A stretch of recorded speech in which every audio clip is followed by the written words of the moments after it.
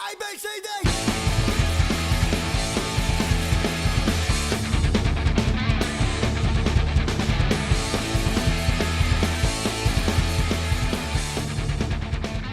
All right. Well, I had a budget for getting into the long-range precision shooting. I will just tell you that that budget was $3,000. Now, when you get into long-range shooting, precision shooting, there are limits that you have to stay under in order to stay in the production division. And like I said, I'm not going to spend 10 grand on a rifle. I'm not going to ever be that good. So my budget was 3 grand. To stay in the production level in LRP, your rifle and your optic have to be $3,000 or less, or I think it's less than $3,000. So I really got what I thought was a good deal on this rifle. I think I paid $12.20 on Grab a Gun, and then I did go with the Athlon optic, the Aries ETR. The problem I have is, as of this video, that ETR is on back order, so I can't show that, which really kind of burns me up. But let's look at some of the other equipment that you know, that's probably a must-have to actually just get into this. So first thing we have is we have some rails. Now these are cheap Dagger Defense rails. I'm only going to use one of those down here to mount the bipod on. I've had good luck with these. I know some people say they're junk, but they've worked okay with for me. The next thing that we have are the rings for the optic.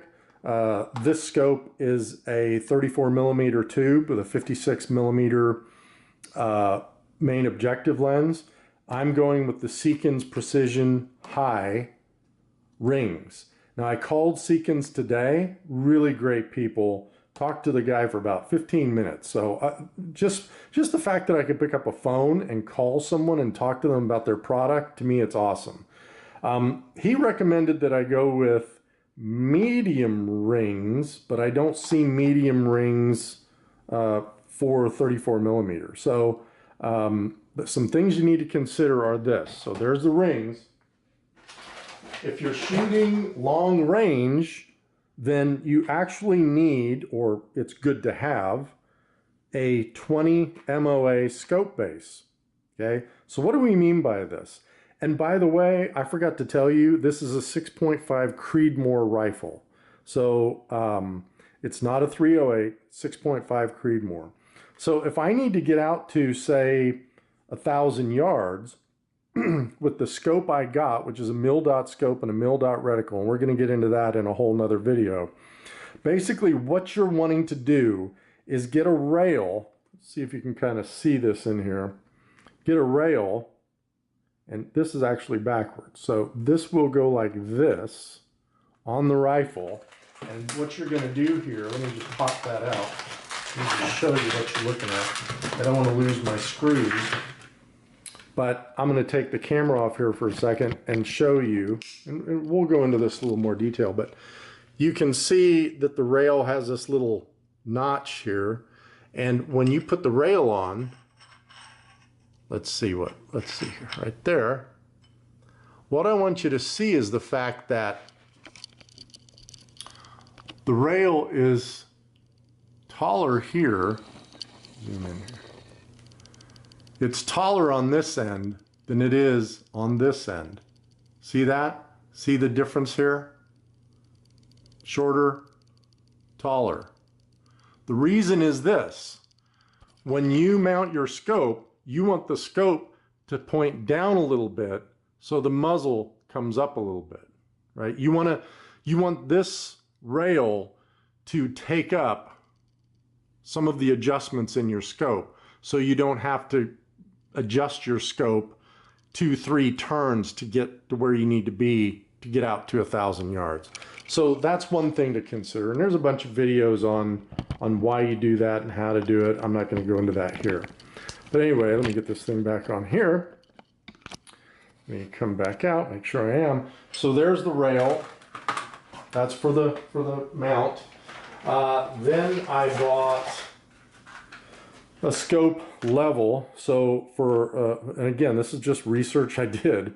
When you get into long range shooting, you really need a level, because if you cant your rifle when you're shooting side to side, if I cant my rifle like this, that can really affect my shot out at 1,000 yards. You're going to zero this rifle in as level at say 100 yards. So you don't want it canted like when you're bringing it to your shoulder out to 1,000 yards. Just don't want that. Okay. So there's another thing. The other thing that, you know what, I'm going to open this now, but this is the Atlas Bipod. So guys, there are some things that you want to spend your money on. To me, and again, this is just me, the Bipod was one of those things. I didn't want to get a cheap $30, $40, $60 bipod because I just felt that it was worth the money to go with a really good one.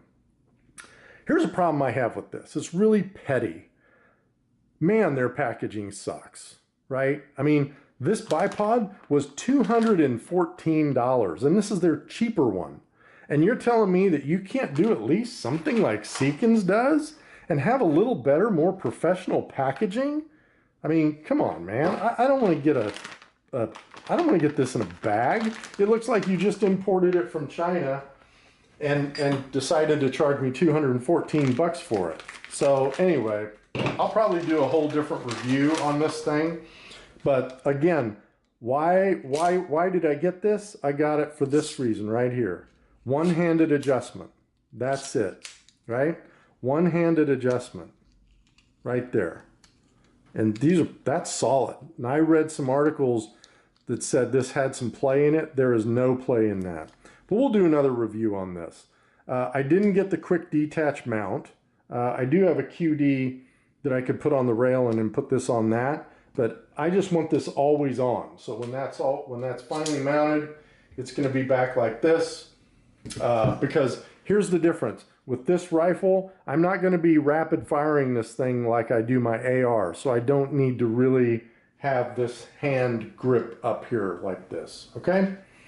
So anyway, there's that. And then that. So some other things you need to think about. When you're shooting that long range stuff, you're probably going to want to get one of these. This is a MilDot Master. There's a bunch of videos out there that shows you how to use this. This is the manual method to decide and understand how to set your optic for the right range that you're shooting. Okay, you have a target at 452 yards, 457 yards, 650 yards. This is going to help you adjust your optic for that distance. Get one of these. I also use Strelock Pro on my phone, and that thing's awesome. You dial in you put in your gun, you put in the ammunition you're using, you put in your scope, your optic, and it actually it will actually compute your elevation and your windage for you. Okay, that's the gun. The optic that I had, like I said, is the Athlon. Let's pretend that this crappy little scope that I bought years ago when I first got into 3-gun is my Athlon. So that's going to be beautiful up there, right? We're going to have a great looking rifle. Now, when we get there, when we get to the match, what are we going to need? Well, we're going to need something called a shooting bag. And if you're 3-gun, you know, you might think about all this stuff and go, hey, I should have everything that I need, right? Because I shoot 3-gun. Long range shooting, how different is that? Yeah, it's night and day. So you're going to have a few things that you need, but you're not going to have half the stuff that you really do need. So another thing that I spent some money on, this is called a Bad bag, right? It's their fortune cookie. And why are we using this? Because if I get to a fence, this goes on the fence. The gun goes here, right? If I need to use it for a backrest, here it goes, right here, right? Gun goes here, that way. All right, so that's that. I also have ordered one of their other bags. One other thing that we're going to need is a shooting mat. Now, I did not go all out on this. This is I don't even know what brand this is. This is, I don't know. It's some cheap brand. It's Vism.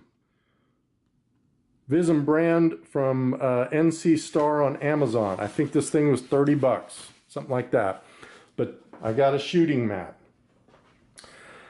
These are the things that are going to get us going. This is what's going to get us going right here. So, you know, everything you're looking at here, minus the scope, which is on order. Yeah, all in you're at about 3. And there are some other things that I probably need to get going down as I get into it, and I'll get those. Oh, the one thing I did forget, I'm going to get that later today, and I'll do a review on that, is I did order a muzzle brake. But again, it's the same thing. I didn't go all out. I looked online, saw some reviews, and chose a muzzle brake that was about in the top 4th of the muzzle brake tests, and it was only, I think, 65 bucks. So that's it for now. I'll start putting all this stuff together, and then we'll see what she looks like as I get it done. Thanks.